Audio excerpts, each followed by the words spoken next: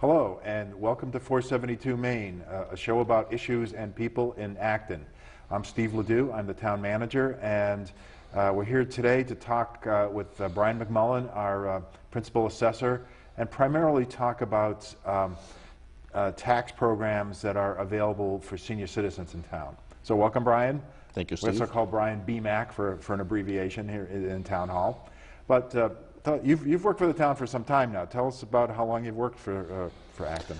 Steve, I came to the town in April of 1992 and started working in the assessor's office, primarily as the property lister. And then a short time thereafter, the principal assessor had left the position and it was vacated for a short time. I became the acting assessor at that point, or shortly thereafter, and then was appointed as the full-time assessor and have been here since. So how did you get involved in assessing? Of all the professions in the world, why did you choose this one? Well, you know, I've always enjoyed construction and real estate, and I've always found that that aspect of it was very interesting to me. My father was in real estate, and I have other families in the assessing field, so that with my business background and accounting background kind of lent itself to me getting into this field, and I really enjoyed it. Initially, it was the aspect of being outdoors and being able to go out and inspect properties, physically look at them inside and out, and then also being able to get inside and do the office work and kind of run models, financial models, and determining value. So it was kind of a good mix for me.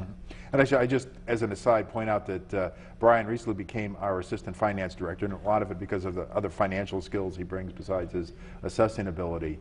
What do you like about being an assessor? Well, you know, it's the diversity, I think, Steve. That's really what it boils down to. You wear a lot of hats being the assessor. So one day I might be running model to determine valuation, running statistical models, getting data from the marketplace, primarily sales. So one day I could be running models. The very next day I could be sitting down with seniors and going over exemption applications and filling them out. And then subsequently I could be at the Appellate Tax Board in Boston defending values that I've established. And also, I mean, deciphering deeds. You know, everybody might think that they're a simple thing to read and understand, but no, you really need to understand sometimes what's the meat of it and what are they trying to do here, who are they trying to convey this to, what's the entities involved, and also identifying what parcels are being conveyed. So it's always discovery. There's always something new going on. So it keeps you on your toes and it makes it extremely interesting. Obviously,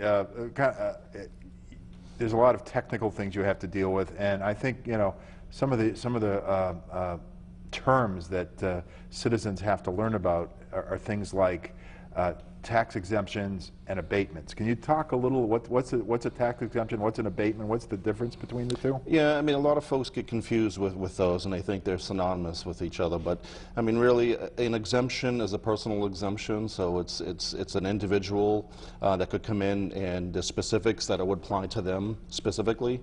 So that would be more like based on income level, their ability to pay? Income levels, age, and so on and so forth, financial. And then where an abatement is just really, it's a reduction to the real estate value because it may have been over-assessed. So citizens have the ability to come in here and challenge that assessment. That would reduce their property assessment, and then again resulting in a reduction in their tax bill. Okay, so give us examples of who are eligible for tax exemptions. Well, you know, there's a lot of different citizens that may be eligible. There are different requirements that the state, you know, provides to us, and one of them would be seniors 65 and older, and there is a means test there. And we also have also widows and widowers that would be eligible. And again, they all have certain requirements that must be met.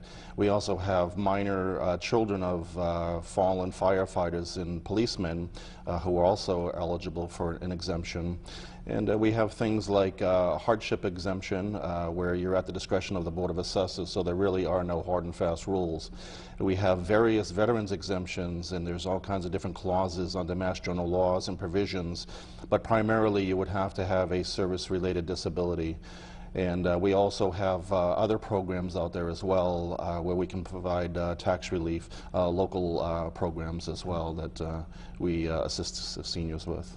So when you think about income limits in terms of eligibility for some of these programs, what kind of income limits we talking about? To give you an example, if you're a senior, 65 and older, for a single person, the minimum or the maximum income limit there would be about $33,000. For a married couple under the same provision, it's about $48,000 of income. So that's strictly income, it's not other assets or anything like that? Yeah, that's correct. I mean, this is all sources of income too. The State Department of Revenue was very clear that, you know, it's interest income, it's Social Security, it's the gross Social Security, not the net. And so it is all sources of income. So it's really kind of a gross figure, but does not include assets. So are there asset limits? Are there other programs that consider what other assets you have? There are, Steve. Under that same program, for a single person, 65 and older, their assets could not exceed $58,000. And a married couple, that asset test is no more than $78,000. But again, this does not include their residence. It does not include the household belongings, furniture, fixtures, nor motor vehicles. So those would all be exempt. So primarily it's looking at anything other than their real estate and the contents of that real estate and motor vehicles. Okay. So what are the benefits of some of these exemption programs? How much do you save, for example? Going back to that 65 and older, that senior exemption, there's a minimum, and why I say a minimum, Steve, is we adopt a section of the general laws that allows us to maximize these exemptions, and basically, essentially, they're doubling them.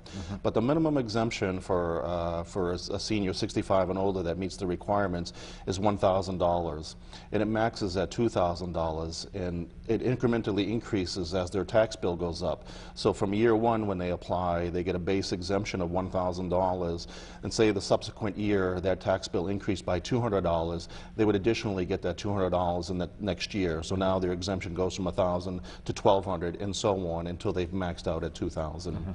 So that's that program. So to kind of put in perspective before we kind of move on, so what's the average tax on a house in Acton? Yeah, the average tax bill right now in a single-family home is about $9,650. Right. So conceivably, some of these folks could get up to $2,000 Correct. towards that. Correct. Okay. Yeah. And under programs where we have widows and widowers, there's an exemption there of $500, a maximum, and $250 as a minimum. So again, it kind of works the same way. And we also have vets where if they meet, again, the eligibility requirements, a $400 minimum payout, and it could be their whole tax bill, again, depending on their individual circumstances. Also, I had mentioned that we had a hardship exemption, and that is purely at the discretion of the Board of Assessors. They take a snapshot of the individuals.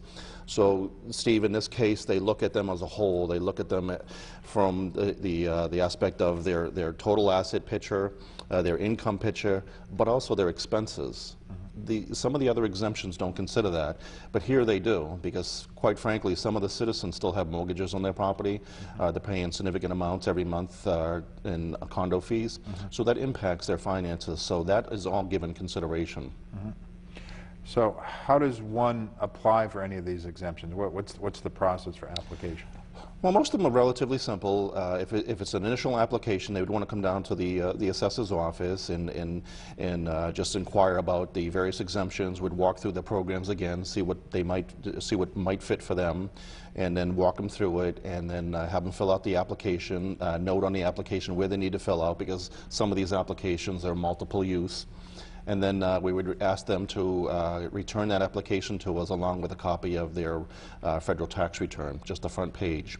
And then if they're eligible, they would be automatically granted. This is not at the discretion of the local Board of Assessors. If they meet the requisites, then they're automatically granted. So if somebody applies, how do they know if they've received an exemption or not? We do send notice, so once they've applied, the Board of Assessors have 90 days to respond to that, and they do respond in writing. And if it's an unfavorable response where they're not granted the exemption, citizens do have a right to appeal. Okay. So we do notify them. Okay, so how would they appeal? They'd appeal to the Board of Assessors? They actually appeal to the appellate board in Boston. Oh, okay. Yeah.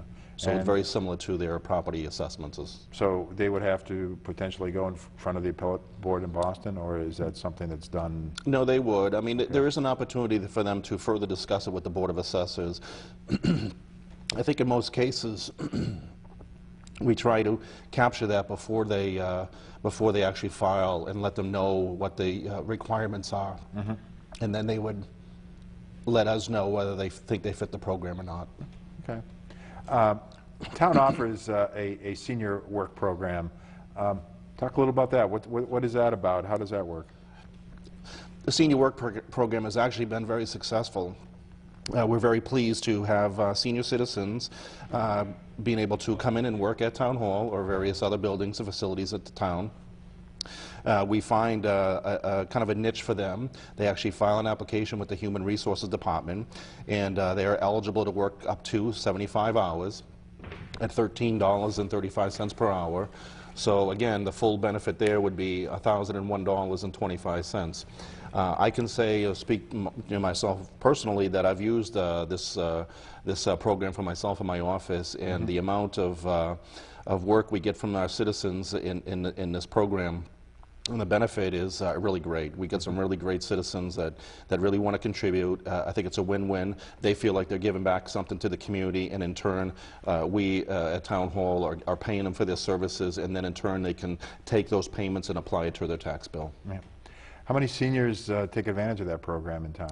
That program, there's a budget about $25,000, so every year we can process about 25 seniors through that program. And again, it's been extremely successful, and we have expanded it in the past because it has been so successful.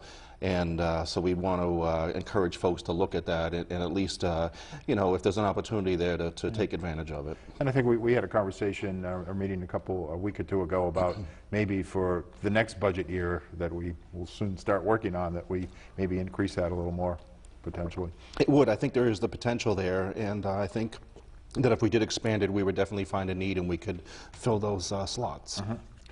So if the maximum benefit is $1,001.25, how does one go about receiving that maximum benefit?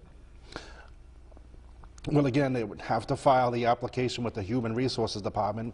Once Human Resources finds a fit for this individual, they would set them up with the department head, and they actually have a payroll authorization form that they would use. So we put them actually through payroll. So we do record the amount of hours worked.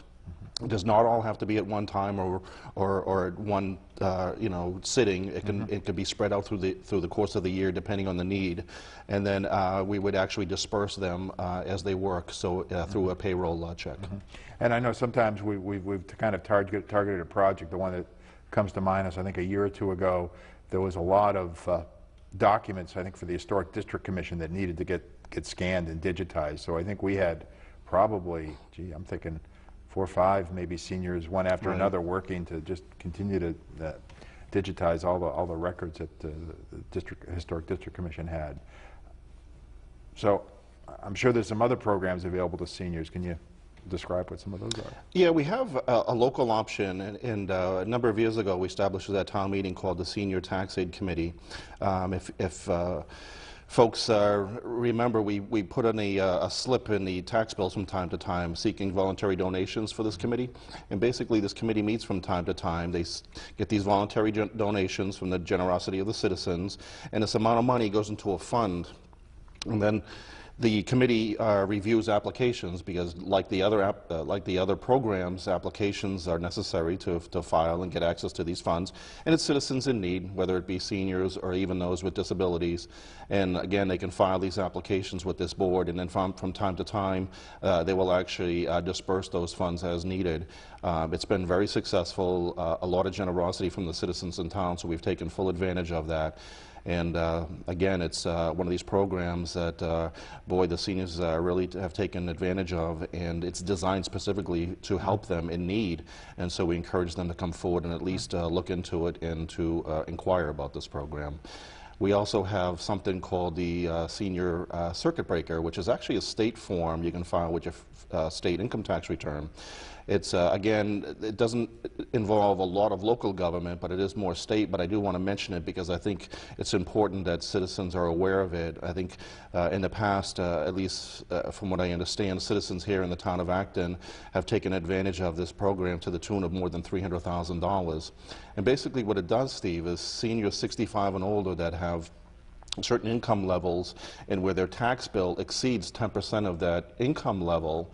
And again, it's very, you know, this is very broad-based, it's more specific, but they may be eligible for a check from the state, a dollar-for-dollar match for anything greater than 10%, up to about $1,000. So that program's been very successful. It's not just for seniors that own real estate, but it's also potential of those that rent as well. So that I would encourage folks to look into that program as well. It's Schedule CB. Okay. I'm kind of interested in the donation piece that folks are donating so that the tax relief committee can give some money out. Do you roughly have an idea how much that donation program takes in on a yearly basis? I think right now there's a little over $20,000 currently in the fund. I think annually we take in anywhere between $10,000 and $12,000 again, depending on the year. That's pretty good. It is. Yeah. The nice thing about this program, Steve, is there's no statutory deadline for this, so it's kind of an ongoing thing throughout the year. So at any given time, if somebody is having difficulty paying their bill, they can approach the assessor's office and discuss this in a private matter, you know, and then tell them exactly what their situation is, and then we could encourage them to go forward with an application, and then we could call for a meeting and to disperse funds if it's necessary and if they meet the requirements. Excellent. Have you ever had a decline of tax deferral because the folks have reached the maximum allowable limit? Great question. You know, the one thing about tax deferrals is I know a lot of people are very cautious about it because it does place a lien on the property. But if you think about this, as property values increase, your tax bill increases. But for the most part, I think, you know, we've seen through the years that your assessed value is increasing at a greater rate. So what happens with the deferrals is state law says that you can only defer up to 50% of the value of the property. Now, I've had quite a number of seniors in the program for a length of years, and I've never seen them even get anywhere close to that, Steve. And again, it's because property values are increasing at sometimes at a much greater rate than the tax bills are. So it would take quite a long time. So I have not ever seen that happen. Okay. What's the current deferral interest rate if somebody wanted to look into that program? Well, you know, a number of years ago, we brought to town meeting a local option to change the deferral rate from 8% to a local option. We decided to use the federal discount rate, so I believe currently it's about 0.75%. So folks can defer the current year's taxes at 0.75%. And they don't have to defer everything, Steve. The choice is theirs. They could defer a portion of their bill or all of their bill. They could defer this year, but they don't have to defer next year. So really, it's a very flexible, wide-open program where the options are all out there for the citizens to make individually. So they're not forced into this, you know, one year after another. The choices are actually theirs to make. So what is the annual amount they can defer then? Is that the one or the percent you just mentioned? Yeah, in this particular case, they could defer $1 of their tax bill or the whole tax bill. So again, they may take advantage of some of the other exemptions if they're eligible, and then defer the balance of their remaining tax bill. Again, it's by choice, and I've had some citizens that want to still pay because they feel it's necessary to pay, and then they may defer maybe a portion of their tax bill. So again, the choices are theirs. You'd mentioned this to me the other day, so and I was actually astounded by the numbers. So how much in general has Acton provided in tax relief to our citizens on an annual basis? Well, you know, I was looking at some figures the other day, and going back to 2000, I think the annual amount at that time was about $120,000 in tax relief. Today, we're granting, you know, in excess of $300,000 in tax relief programs. It's the local programs that the state allows us to exempt through, but it's also the STAC fund, that Senior Tax Aid Committee, and as well as the work program. So they've been very successful. And we're very pleased to let citizens know that you know, that we have been keeping pace with the economy. So how many people are taking advantage of it? You know, giving out $300,000 a year in tax relief. How many folks does that involve or affect? Yeah, we have roughly about 120 citizens through our normal programs. When I say normal is the state programs, and then we have the actual CPA exemption, which is the community preservation surcharge. And there's a provision as well that allows us to exempt certain citizens there. And that was another, 100 or so citizens. And then we have the work program and the senior tax aid program. So I think all combined, we're probably, somewhere on different levels, about 220, 230 different citizens receiving some sort of relief. Yeah. So the average annual benefit is what, 300,000 divided by? Yeah, well, if you take the 300,000 and divide it by the 120, which is really the state programs that they allow us to exempt from, that annual benefit's about $2,400. Wow. So it's a significant amount of money. So if there are folks watching that are interested in learning more detail about these programs, how would they go about finding out more? Well, I would certainly encourage them to at least make a phone call at a minimum into the assessor's office if they don't want to identify themselves. And sometimes they don't until they know they may be eligible or it's something they think they could be eligible for. And then I would encourage them to actually come down and have a meeting with us and sit down one-on-one. We do discuss it as a private matter. It's not open for public discussion, and nor when the assessors vote on these applications is it done in a public session as well. So it's a completely private process. These applications are not for public review, and so we keep it very, very personal and very private. And but I would encourage them to come down and to look more deeply into the specifics of these exemptions. I've been involved in local government for a long time, I think 36 years, if I'm counting correctly. And I would say, I think what is unique about you as a principal assessor is you are very dedicated, very passionate about senior tax relief. Why is it so important to you? Well, Steve, a lot of these citizens here in town have been here for 30, 40 years, some a lifetime, and they were born and raised here. And I really think it's important for the diversity of the community that we keep these citizens in their house if this is a way that we can keep them there.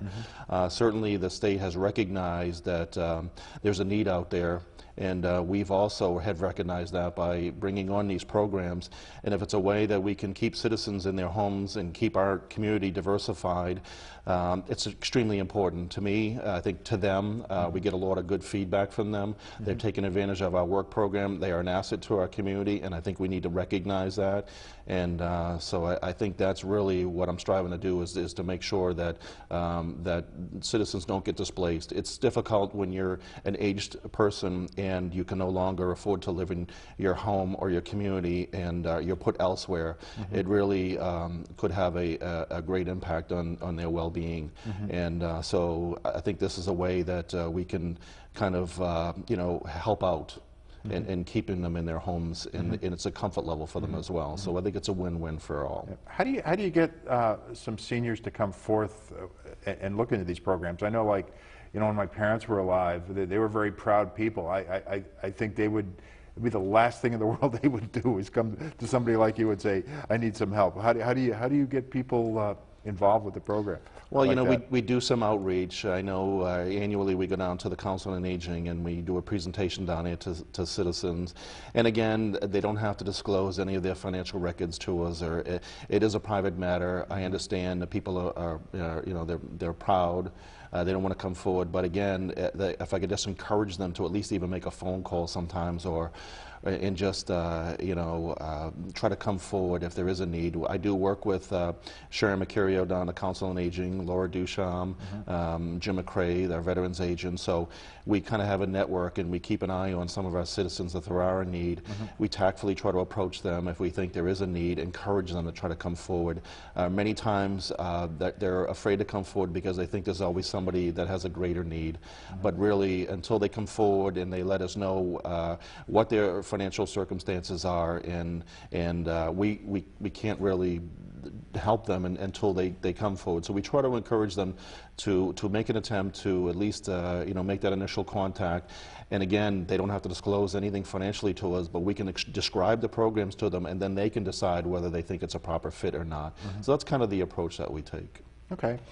If folks are interested, what's a good phone number? What's your office phone number? Well, if they want to I think the best way to get a hold of us is call the assessor's office at 829-6621. Okay. And call us and tell them you're interested in the exemption programs and you'd like to sit down and make an appointment. Great. Well, I think, you've given out a lot of information today, and hopefully some of the viewers will certainly take advantage of it. I think, we've made a lot of, effort to provide some relief to seniors, and I know the RTAC committee is still looking at other ways, and there's, maybe some state legislation that'll be pursued and things like that. So, Brian, thanks for being our guest today, and hopefully folks will be getting in contact with you. It's my pleasure, Steve. Thank you. Thank you.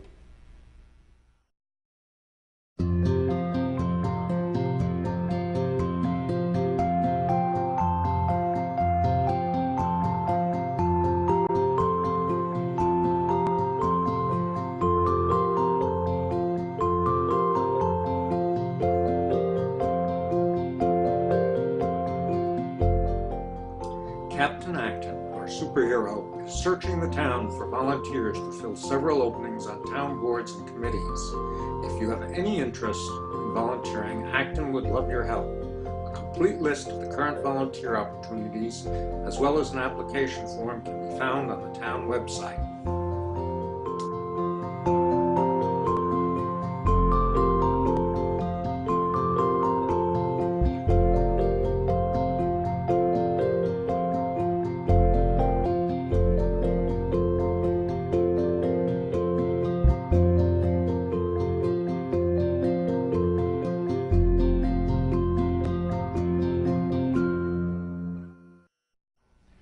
Welcome back to 472 Main. Our next guest is Doug Holly. Doug is our health director for the town of Acton.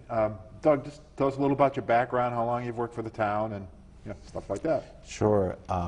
This June 19th will be my 35th year working for the town of Acton. Wow. I started as an engineering assistant. I then was promoted to conservation administrator, and from there I became health director. And I've been health director for 26 years now. Yeah. Well, I think one of the unique things about you as health director is you have gotten involved with things that a typical health department doesn't necessarily get into. We were chatting a little before we went on camera about sewers. I mean, you're responsible for the sewer operation in town, and you're also responsible for the subject matter at hand right now is the town's transportation program. How did the health department get involved with transportation? It's an interesting question because generally people don't think of transportation as being a health issue. But back in 2009, we were able to get a grant from the Community Health Network Area 15, which allowed us to do a survey of all the citizens in town to understand what they thought the health needs were. Mm-hmm. And using both traditional and modern type of technology to get those questions out using social media, we found that transportation was one of the significant issues they felt had to be addressed.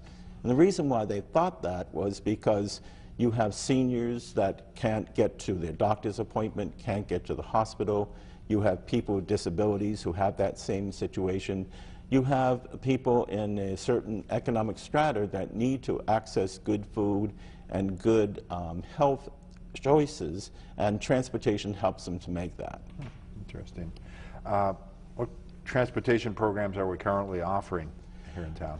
Well, going back to 2010, the town was able to get a grant from the Department of Transportation to fund what we call our Minute Van services.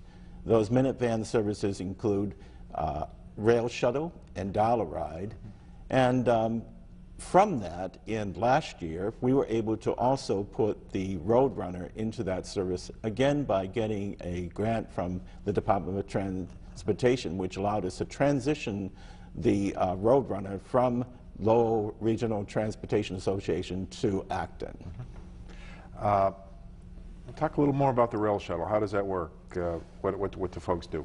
Well, the Rail Shuttle is basically was established because the recognizing that the commuter parking lot in South Acton does not have enough parking each day. And so what we did was created 2 off-site locations at the West Acton Fire Station on Central Street and at the Mount Calvary Church on Mass Ave, where people could park in preparation to getting a ride to the station. And so every day the rail shuttle has a route where they go to those individual parking lots, bring people to the parking lot station, and then at the, when they return, they bring them back to those parking lots. Obviously, I think we all recognize that the train station is now under construction. We'll have a new train station roughly a year from now. How has that impacted the rail shuttle at all? It has impacted the station. Currently, we have 3 spaces that have been voided because of the construction. But McCourt Construction, which has the contract for building the station, has provided funds to pay for 3 spaces at our off-site parking that people can access. They've also given funds so that the people can take the van at no cost to the station. That is run on a first-come, first-served basis. That is, people arrive in the morning, they can get that free pass to get to the train station. And we try to focus that service on the express train because that seems to be when the parking lot generally fills up every day. That's the one at, what, 7:10? 7:08, I 7:08, believe, is right. the time in which that comes. Yeah. And in terms of people wanting to know more about that program, they can access our website at minutevan.net. They also can call our number at 978-844-6809. Talk a little now, and we'll obviously talk about the rail shuttle, about the Dollar Ride program. How does that work? The Dollar Ride program is a program that we designed for the general population.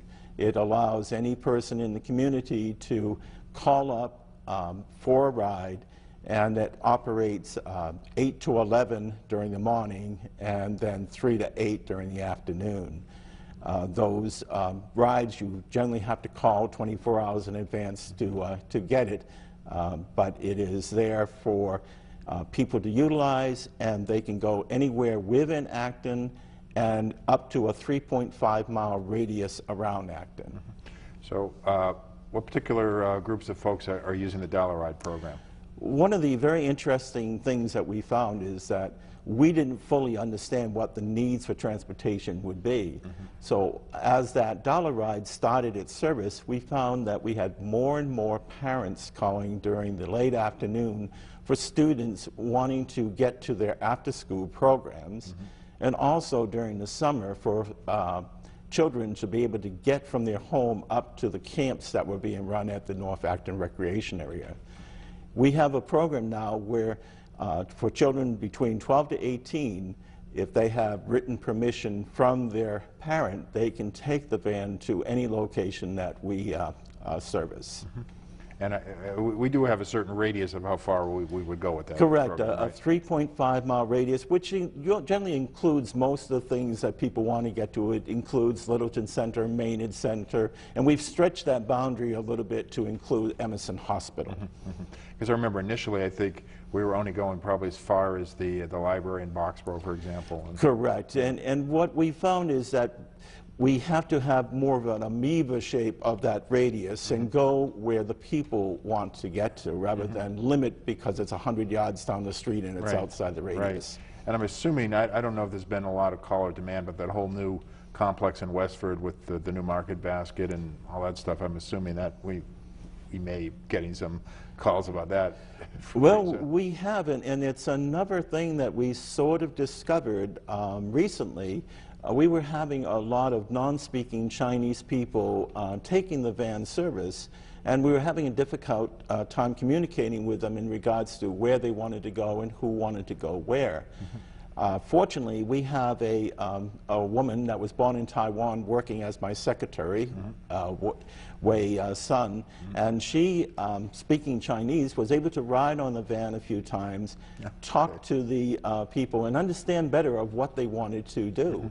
So from that, we've developed a program where on Wednesdays, we take a group of those Chinese people to the Market Basket in Westford, and we also have a program where we take them to a Chinese food store in Littleton Center. Okay, interesting. You had mentioned as part of the overall transportation program, the Roadrunner service, which has traditionally been through the Lowell Regional Transit. Talk a little more about Roadrunner. Yeah, the Roadrunner, again, is a service that is focused on people 60 and over. But as part of the arrangement, we have worked out with Lowe was that we could also fill seats with the general population as the service allowed. So we have the primary people of being 60 and over and people with disabilities. But if we have a ride that's going to a certain location and someone in the general population wants to go there at the same time, we can include that. And again, we have a lot of information on our website, minutevan.net, in regards to that service. And the telephone number, if you want more information, is 978-844-6809. Does the Roadrunner service impact the COA van, or are they coordinated with each other now? Yeah, what we're finding is it supplements the COA van very well. That there were occasions when seniors were looking for a transportation from the COA van, but it was already booked. This service allows us now for us to fill in those gaps. And also, our service area is slightly different. So the Roadrunner makes special trips in locations where the COA van doesn't. And it gives the town a little bit more freedom of creating routes that it couldn't do if it only had one van, because anytime you go on a longer route, you take that van out of service, and anybody who wants to get a ride is unable to until the van gets back in town. So with both those vans now operating, we can provide more special routes and meet more of the needs of the people. What other transportation initiatives are we looking at right now? Because of what has happened in Acton, a lot of the other communities around us are looking at what we've accomplished and want to accomplish the same. Back last year in April of 2012, the communities of Acton, Boxborough, Littleton, Maynard, and Stowe, along with Clock Tower Place in Maynard, were successful in getting a $185,000 grant in which they could look at shared transportation options and try to figure out where people were going and how we could make the service more effective and efficient. Yeah, and as you point out, that was the year one of the Community Innovation Grant Program. That is a new initiative the Patrick administration had put out to look at innovative ways to provide a variety of services throughout Massachusetts. And we were also successful in getting a second year of funding as well. Talk maybe a little about the regionalization. I know Franny Osmond, who I'm sure will be watching the show, is kind of the mother of transportation in Acton, and I know her vision is to really have a very integrated, vital regional approach, which I think the Community Innovation Grant will get us towards that at some point. But correct, and I have learned a lot from Franny Osmond regarding transportation. As we noted in the beginning of the interview, it was brand new to me 3-4 years ago, and so I've used Franny as my crutch to understand what transportation was all about. The whole grant has a two-prong focus. One is to try to meet the global needs of transportation within the area. The other is to look at very specific needs. So our whole premise is to create a public-private partnership that could address the different needs for not only senior citizens, people with disabilities, but people that are commuting into Boston, reverse commutes back to the area, the special populations that we might have in each community, as well as the general population.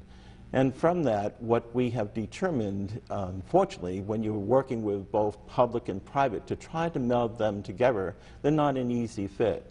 But we found a way in which, under the law, we can create a transportation management association of which both the communities and the private businesses could be part of, contribute funds towards that would make the way that transportation is handled much smoother. So we would be able to provide programs like guaranteed ride home programs for businesses. We would work with them to get their employees to share rides and find ways in which public transportation can service those particular businesses. We would also work with the communities in trying to establish a shared dispatch system. Do you see this, as we get more into this regional service, a more formal setting, like a new regional transportation thing like LRTA, or like the one in Central Mass Mart, or something more informal? How do you see that progressing, and what do you think it's going to look like?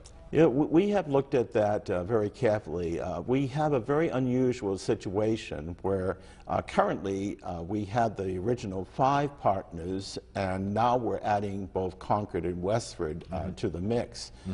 What that means is we have 3 communities that are in partnership with MART, 3 communities that are in partnership with LRTA, and 1 community that is in partnership with MBTA. Yeah. In terms of us creating a secondary RTA within that zone, we felt that wasn't the most effective model, because that is basically just focusing on public transportation, and it really doesn't address the issue of how private businesses would interact with the model. So we felt the TMA, the Transportation Management Association, would be a much better way in which to meld the private and public businesses together. So that obviously will help how we manage all the public-private piece. I mean, it's almost kind of unfortunate that we're doing it now, because back when IBM was expanding in Littleton, they had to deal with the LRTA directly, and this organization could have probably helped with that. Well, that's what we're seeing, is that there are significant opportunities in front of us, and anyone who saw the governor's address back in January would note that one of the prime things that he wants to accomplish is better transportation systems in Massachusetts. To me, that creates an opportunity, and the reason why we were able to get the Community Innovative Challenge grant was because we were working on something that the state really wants to see take off. So as we progress, we're going to be hopefully creating a model that other areas of this state can copy and hopefully work for them. Exactly. So we're really looking at like some shared dispatch between the communities. How will that help all the communities that are involved with this? Well, when you think about it, we've got 7 different communities that we're talking with, and each one of those communities is dedicating about 2 hours a day for dispatch. When they do that, that means that if you're looking for a ride outside that 2-hour zone, you've got to leave a message, and there's no guarantee, or you really don't know whether or not you'll get a ride when you need it. When you think about 7 communities times 2 hours, that's 14 hours that each of those towns are contributing to. What we want to do is create a shared dispatch of 8 hours per day that would be open for people from all those communities. And in a sense, each community would have to spend less for the dispatching, yet would gain more hours. And ultimately, what that would mean is that people would be able to call on any day that they need a ride and get the ride. And from the other perspective, because people have to call in advance 24 to 48 hours, we get a lot of cancellations on the day because things change during those 24, 48 hours. So we want to eliminate the cancellations and make the service more accessible to the seniors and people with handicap. So all the different vans that different entities are running, will that all be part of the TMA? Correct. It's going to be unique in that the system is going to stay the same, so that each town will still own their vans, still pay for their drivers, but the management of the dispatching will be done by the TMA. The reason why the TMA is not going to take ownership of the responsibility on the vans and drivers is because they're all coming from different areas, being funded from different sources. And so we have some of those vans coming from MART, some of them coming from LRTA, and for an organization to try to get all those disparate wheels going together is too difficult at this time. No pun intended with no the wheels. pun intended. What's the next step on the Community Innovative Challenge grant? Well, the next step is, because we got the second grant of $60,000, what we intend to do is to study the transportation within Westford and Concord. And this is what we did in the first grant. We put GPS devices in each van, and we tracked where they went during the course of the day. What we need to know is where are people coming from and where are they going to?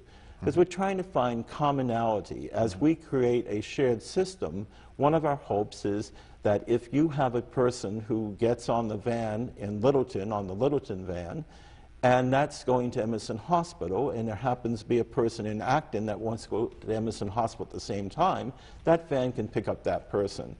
And that way it frees up time for another van to pick up somebody else who has that need. And the main issue here is we want to get as many people on the vans and get as many people able to get a ride. That's great. What do you hope be accomplished within the next month, 9 months? Not next month, 9 months. Sorry. Well, the next 9 months, we are fortunate in that the grant is going to pay for this first 6 months, beginning on July 1st, of the TMA. And one of the first goals of that, of the TMA, is going to be reaching out to private businesses to get them to join in. We already have partial commitments from FIBA, from Cisco, from IBM, and Sam Park Company, and we're looking at also talking to Red Hat to see if they'll become part of this.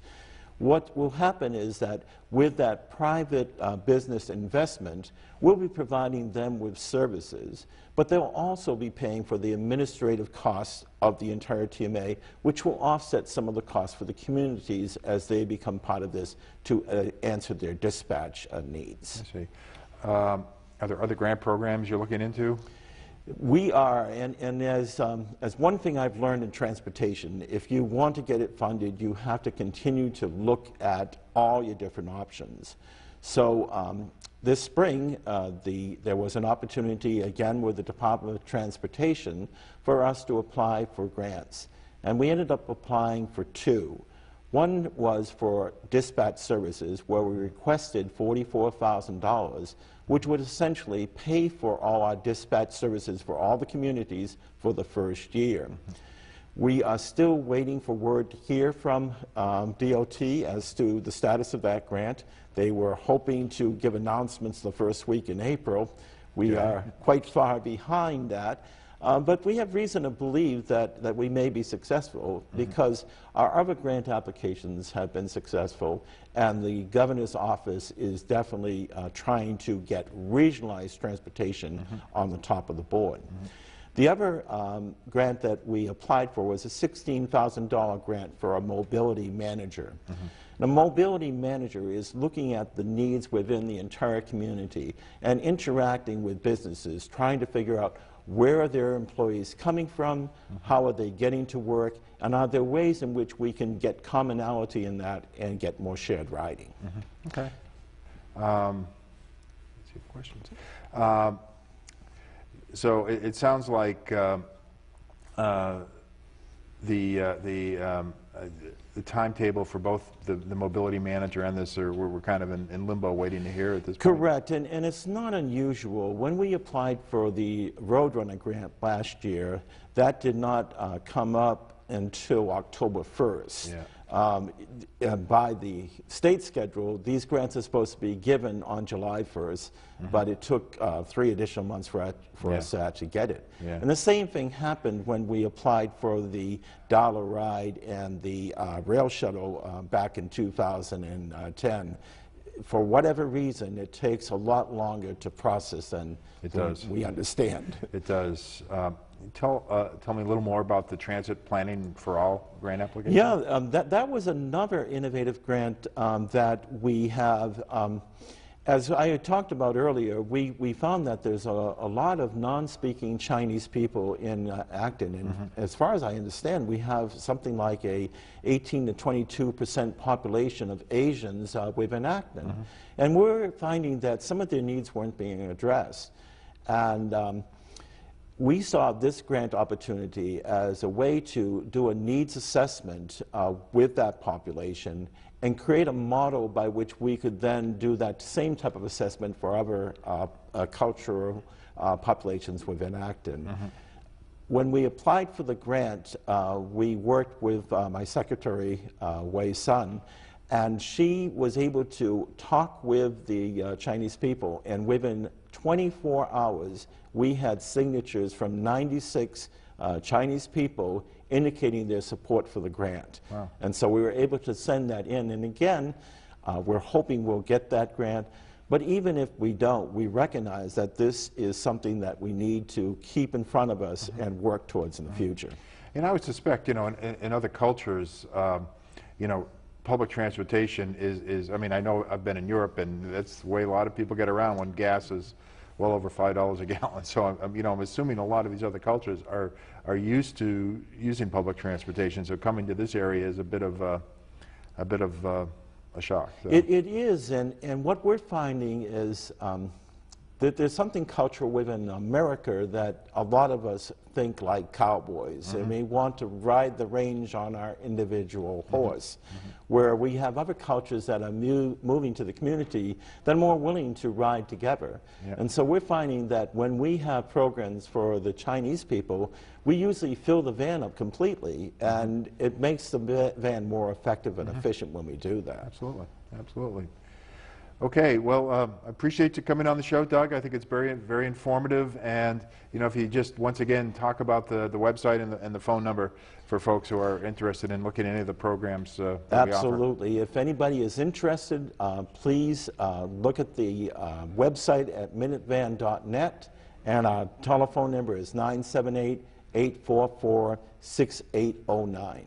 Okay, once thank again, you. thank you, Doug, and we'll see you next time at 472 Main. Great.